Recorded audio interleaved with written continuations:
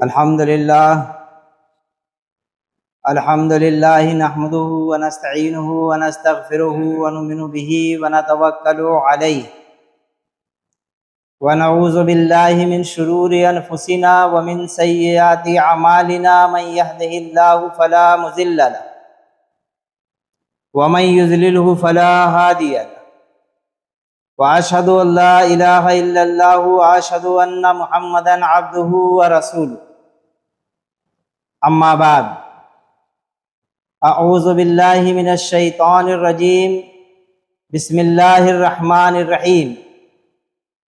वला तक़्तुलू औलादकुम खश्यता इमलाक़, नहनु नर्ज़ुक़ुहुम व इय्याकुम इन्ना क़त्लहुम कान ख़ितअन कबीरा। वला तक़रबुज़ ज़िना इन्नहु काना फ़ाहिशतन व साअ सबीला। क़ाल अल्लाहु तबारक व तआला, वल्लज़ीना ला यदऊना मअल्लाहि इलाहन आखर वला यक़्तुलूना अन-नफ़्सल्लती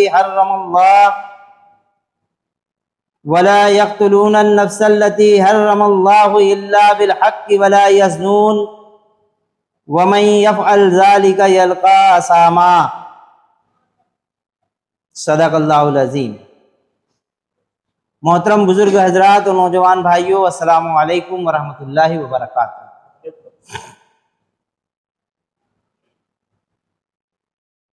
इन्हीं आयतों की तिलावत आपके सामने पिछले हफ्ते में भी की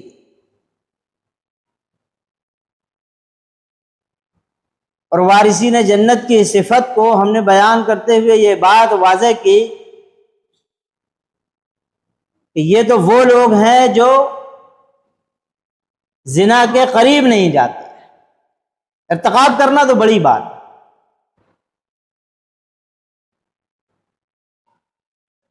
फिर हमने यूनान की मुख्तसर तारीख आपके सामने बयान की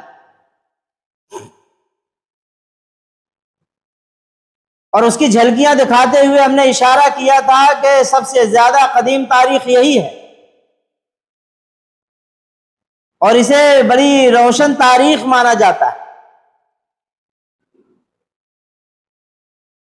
लेकिन यूनानियों के इस उरूज के जमाने में भी औरतों को वो इज्जत, वो शर्फ हासिल ना हो सका जो अल्लाह पाक ने औरतों के लिए मखसूस किया था।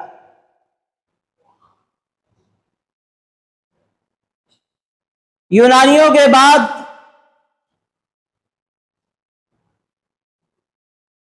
जब उनके यहां पर वो तबाहकारियां मच गई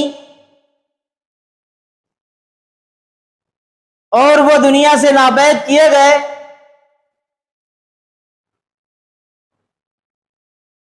तो रूम एक महज़िब तहजीब लेकर उनके सामने आ गए। रूम की तारीख भी शुरू के दौर में, जबकि उन्हें अभी उरूज मुकम्मल तौर से हासिल ना हुआ था, उन्होंने औरतों के लिए नए नए कावानीन बनाए और उसमें औरतों को एक मकाम, एक इज्जत और इफ़्फ़त के साथ देने की कोशिश की।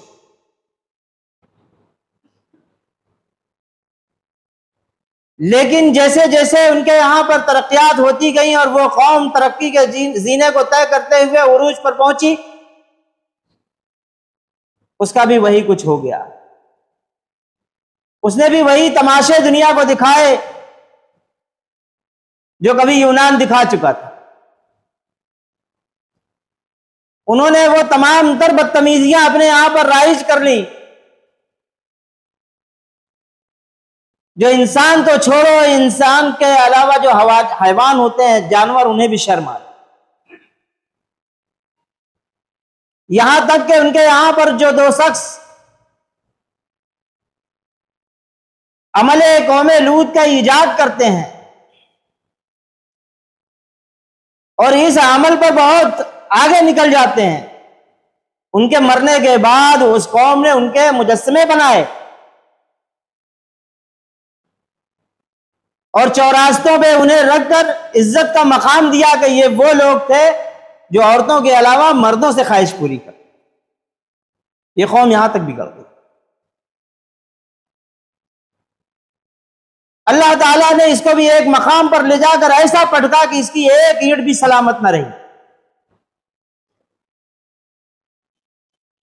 फिर इंसानियत के दर्द का मदावा करने के लिए मसीहत उठी।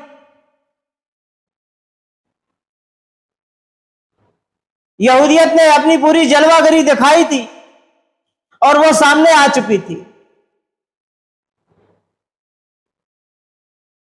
उन्होंने औरतों के मुतालिक हजरत हव्वा से एक वाकयात को लेकर औरतों के साथ वो तमाम तर खराबियां मंसूब कर दी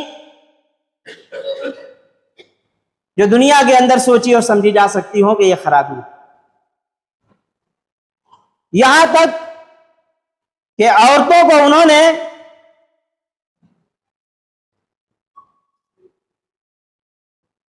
जहन्नम की दासी तक कह दिया और कहा यह बनाई ही इसलिए गई है कि यह जहन्नम में जाए।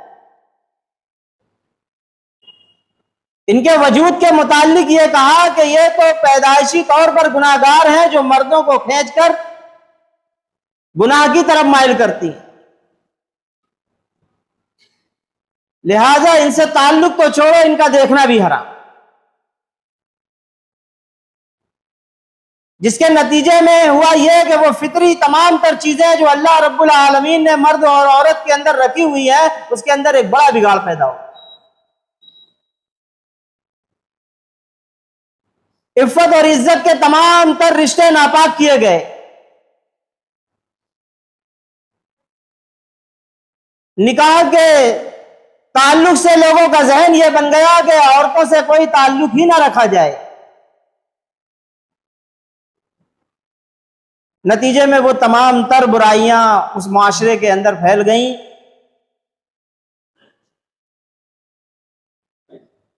जो इंसानी नफ्सियात अपने अंदर वो ख्वाहिश रखता है, लेकिन वो निकाह के अलावा थी। और वो गंदगियां इतनी आम हुई कि एक तरफ तो उनका नजरिया यह हुआ कि औरत को देखना भी गुनाह है, ख्वाह वो मां हो, और एक तरफ मामला यह था कि आश्रमों के नाम पर ऐसे बड़े बड़े राहिब खानों में कच्चे बच्चों की गिराए जाने की तादाद इतनी ज्यादा थी जो गाड़ियों पे लद के जाए। एक तरफ यह गंदगी आ, इसका छोटा सा एक मामूली सा हिस्सा हजरत यूसुफ अलैहिस्सलाम के दौर में अल्लाह पाक ने कुरान अजीम के अंदर दिखाया है। वो अखलाक बाख्ता औरतें थी जिनकी तस्वीर को कुरान ने पेश किया। जब वो अजीज मिस्र की बीवी हजरत यूसुफ अलैहिस्सलाम पर डोरे डालने लगी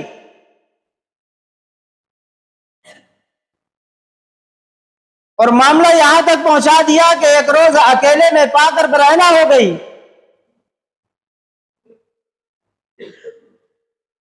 और हजरत यूसुफ अलैहिस्सलाम से कहती है कि आ जाओ। हजरत यूसुफ अलैहिस्सलाम कहते हैं अल्लाह की पनाह में ऐसा काम कर। आप भागते हैं, अजीज मिस्र दरवाजे पर आ जाए। इस वाक़े को मिस्र के तमाम तर मुहज्जिब घरानों में जाना जाता है, इसकी पब्लिसिटी हो जाती है, ये बात आम हो जाती है। अजीज मिस्र की बीवी को लोग ताने देना शुरू करते हैं कि ये अजीब औरत है जो अपने ही गुलाम पर आशिक हो गई है। और उस पर फरेख्ता है, सब कुछ उसके ऊपर निछावर करना चाहती है।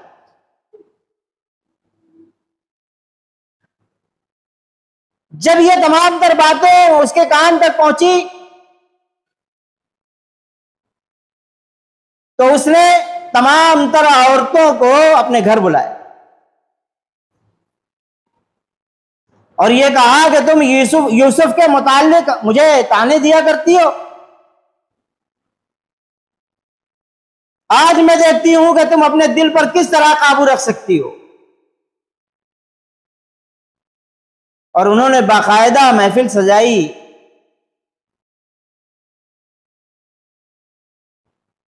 और उनके हाथों में एक एक फल दे दी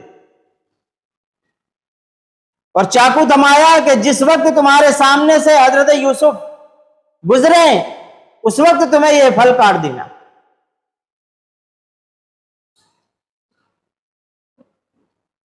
और जब यह शराइत मुकम्मल हो गई तो हजरत यूसुफ अलैहिस्सलाम को उस औरत ने इशारा किया और हजरत यूसुफ जैसे ही उन औरतों के सामने से गुजरते हैं और वो औरतें बजाय फल के ऊपर चाकू चलाने के अपने हाथ पर चाकू चला ली, अपने हाथ काट बैठती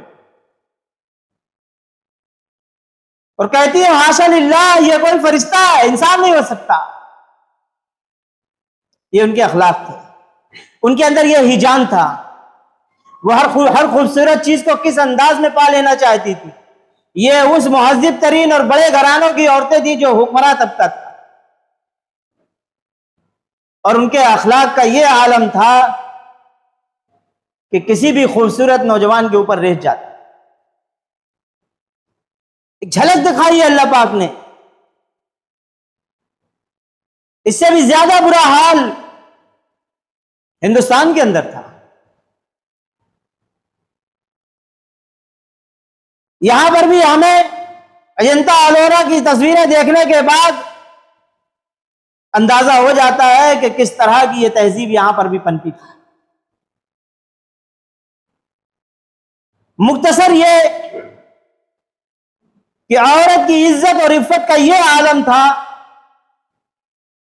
ऐसे हालात में अल्लाह तबारक व तआला ने औरतों के अंदर वो इनकलाब पैदा किया कि उनके अंदर इफ्फत और इज्जत के वो जौहर पैदा हुए जिनकी मिसाल ता क़यामत बाकी रहे। अल्लाह पाक ने दूसरे कवानीन की तरह सिर्फ कवानीन बनाने और मुजरिमीन को पकड़कर उन पर कोड़े बरसाने के लिए नहीं बनाया, बल्कि इससे पहले उनकी इस्लाह की।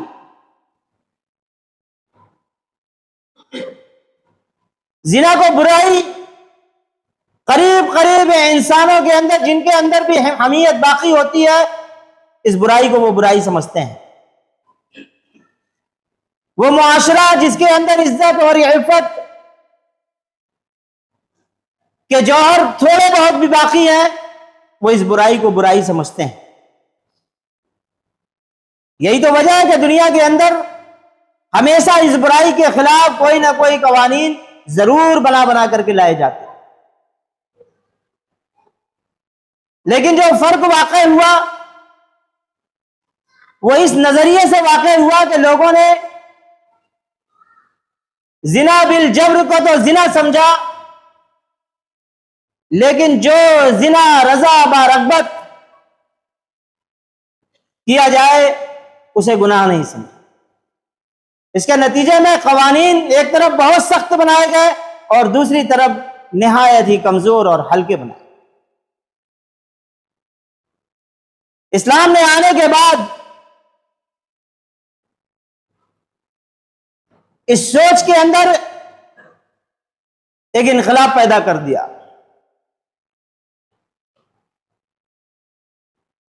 इस्लाम ने यह बात समझाई कि जिस चीज को तुम अखलाकन और मजहबन बुरा समझते हो, यकीनन इस्लाम भी इसको बुरा समझता है, सिवाय उन लोगों को जिन्हें शैतान ने छूकर खबत में मुब्तला कर दिया।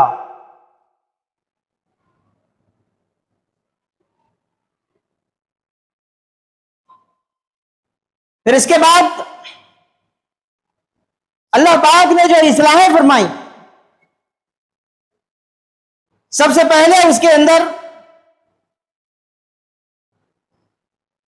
अल्लाह रब्बुल आलमीन ने अपना खौफ बिठाया और कहा कि अगर अल्लाह और उसके रसूल पर और आखिरत पर ईमान रखने वाले हो तो फिर तुम ये जान लो कि एक रोज तुम्हें अपने रब के सामने खड़े होना है। और इसके मुतालिक तुमसे बाज पुरश होगी।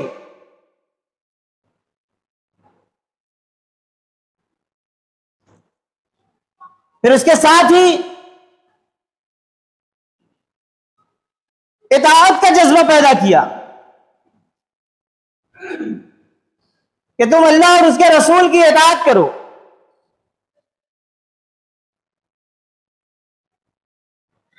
निकाह के अंदर वो जौहर रखे कि लोगों को तरगीब दी और उसको आसान से आसान तर बनाया। और हुजूर ने यहां तक बात इरशाद फरमा दी कि इतना हल्का, इतना सस्ता करो कि जिना मुश्किल हो जाए। अब यह एक अलग बात है कि आज मुसलमानों में यह तमाम तर चीजें नापैद हैं।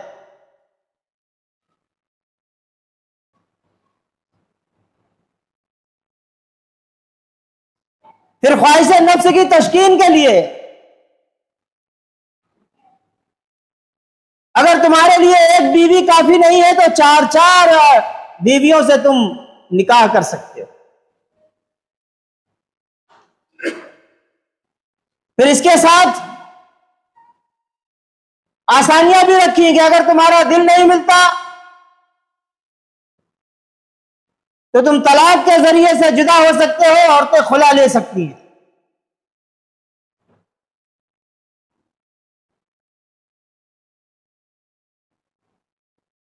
अल्लाह रब्बुल आलमीन ने बात को सिर्फ यही नहीं रोका बल्कि इस्लाह की वो बारीक तरीन और छोटी छोटी बातों का भी ध्यान रखा। औरतों का हुक्म दिया कि तुम घर के अंदर इफ्फत के साथ ठहरी रहो। अगर कोई बात या कोई मामला ऐसा हो जाए कि बाहर के किसी लोगों से बात करना पड़े तो सख्त लहजे में बात करो, नर्म लहजा अख्तियार मत करो। कहीं ऐसा ना हो कि दिल की खराबी का कोई शख्स किसी शक में मुब्तला हो जाए। अगर कुछ देना और लेना पड़े तो पर्दे के पीछे से ही अमल करो। घर के अंदर मुखन्नस तक को दाखिल होने के लिए मुमानियत फरमा दी।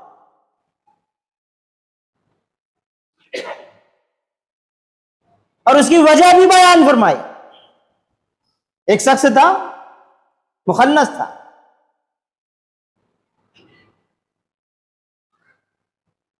वो लोगों के घरों में बेझिझक आया जाया करता था।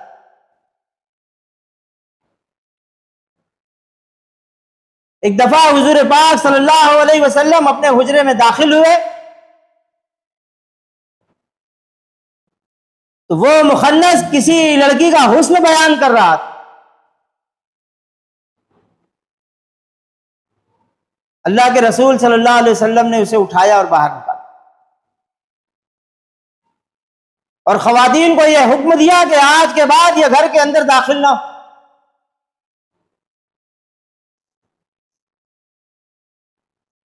मेल जोल की और खानदानी औरतों का आना जाना तो बरकरार रखा, लेकिन वो औरतें जो खानदानी ना हो,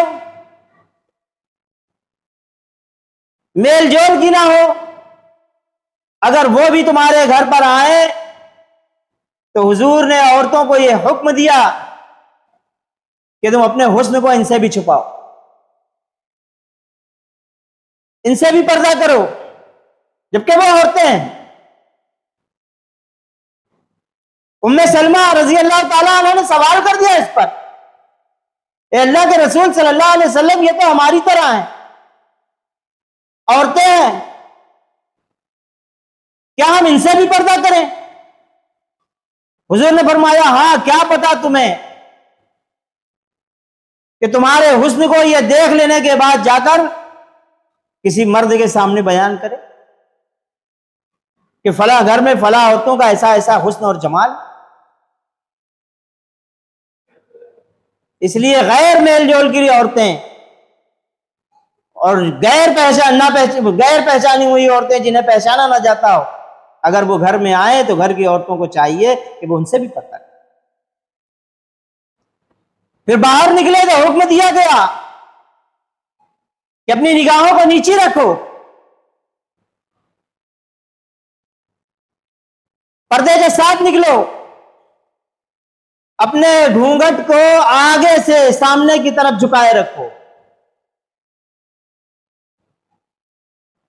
हम लोगों के होश तक ये बात हम लोग मुआशरे के अंदर देखा करते थे कि हमारे यहाँ की औरतें अगर नकाब नहीं होता था तो चादरें ओढ़ती थी और ऊपर से अपने पल्लू को गिरा लिया करती थी घूंघट की तरह।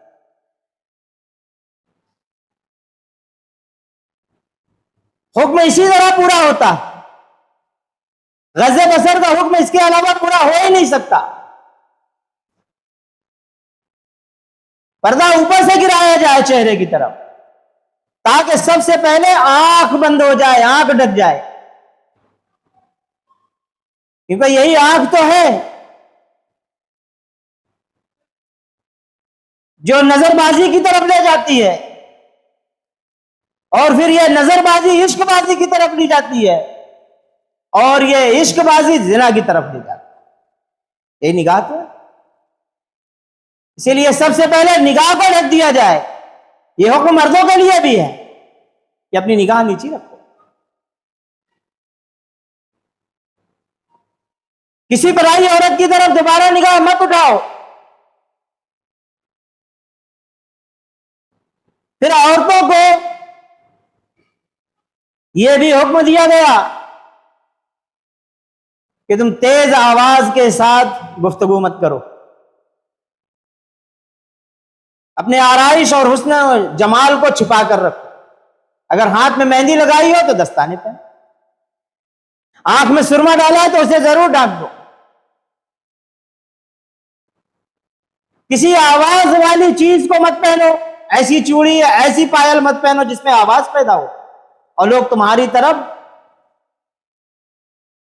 किसी लज्जत के साथ या यूं ही एक निगाह ही डालें। याद रखो कि तुम्हारा यह अमल शैतान का अमल है। शैतान को वसवसा अंदाजी करने के रास्ते फराहम करता है। फिर यहीं पर नहीं रुके, हुजूर पाक सल्लल्लाहु अलैहि वसल्लम ने आगे भी हुक्म दिया, औरत अजान नहीं दे सकती, पाबंदी कर दिया, पाबंद बनाया कि औरत अजान नहीं देगी। हालांकि अजान में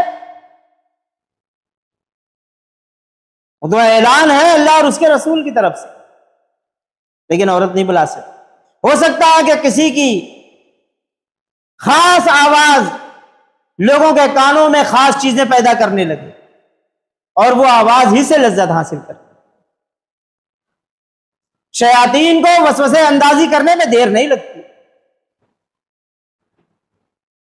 इमामत से भी इसीलिए मना किया गया। तेज आवाज में औरत कुरान नहीं पढ़ सकती।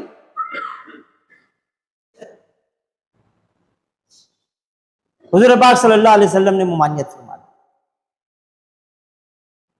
ये सब जिना के करीब तरीन पहुंचाने वाले उसके भाई बंद हैं। इसलिए फरमाया कि तुम औरतों को चाहिए कि वो ये अमल जरूर करें। इससे क्या होगा? इससे शैतान मार खा जाएगा और अल्लाह रब्बुल आलमीन के यहां तुम्हारा एक मकाम बुलंद।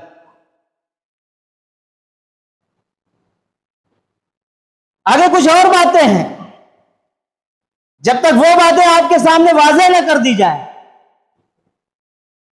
तो ये आयत जिसमें यह बात कही कि अहले ईमान तो वो लोग हैं जो जिना का इर्तिकाब नहीं करते, वही वारिसीन जन्नत हैं। और फिर बनी इसराइल के अंदर यह बात कही गई आयत नंबर 31 और 32 में कि अपनी औलाद को अफलास के अंदेशे से कत्ल न करो, हम उन्हें भी रिस्क देंगे जैसे तुम्हें देते हैं। दरअसल उनका कत्ल एक बड़ी खता है। और जिना के करीब न भटको, वो बड़ा बुरा फैल और बड़ा बुरा रास्ता। इस आयत की अभी बहुत सारी तस्रीह आपके सामने आना है, जो इंशाअल्लाह आने वाले हफ्ते में आपके सामने हम बयान करेंगे। रब्बना तक़ब्बल मिन्ना इन्नका अंतस समीउल अलीम व तुब अलैना इन्नका अंतत तव्वाबुर रहीम व आखिरु दावाना अनिल हम्दुलिल्लाहि रब्बिल आलमीन।